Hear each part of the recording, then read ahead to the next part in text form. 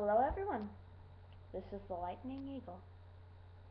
We are up to part 7 as we continue from For a Second. Everything is silent. So silent one could hear an ant yawn from boredom. All the light faded from the tablet.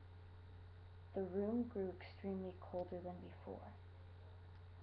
Arg roared so loud it seemed to shake the walls. Everything began to spin, slowly at first, and it gradually became faster and faster. The whole, in fact, began to float in the air, with all of us in it. The dark abyss at the center bulged out, forming a wheel, much like one would find to drive a car with. And buttons popped out all around the wheel.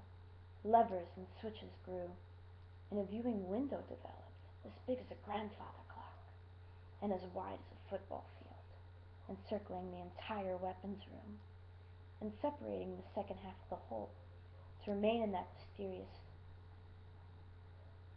sun-driven cave. Argonagus extended his claws to connect with the sides of the cave room, and his eyes began to glow blue, and remained like that. Using his mind, he maneuvered this newly revealed ship through the sky. It was incredible. We had shrunken to the size of ants, and the ship was no bigger than a pencil. Argonagus laughed and said, "Watch yourselves. Objects are larger than usual."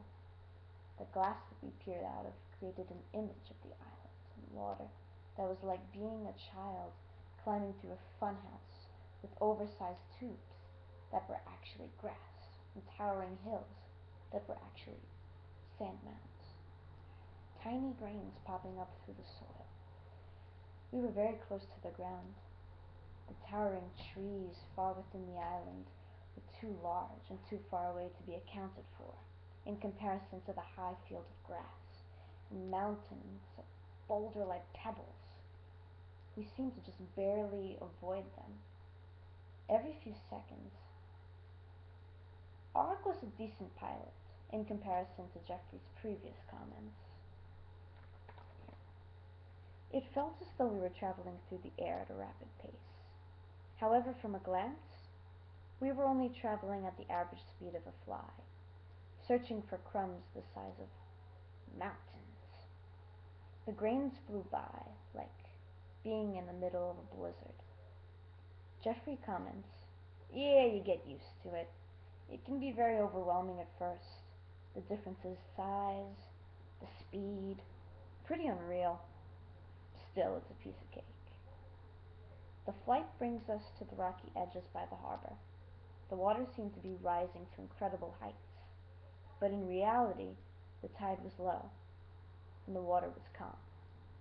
It's interesting how something so small can pack so much power, especially when it hits the rocks with a thunderous clap.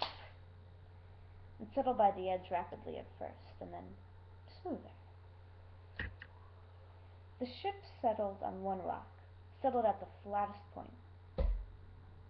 There were tall wooden doors on the sides of the ship, and simultaneously created a soft click, and lowered themselves downward.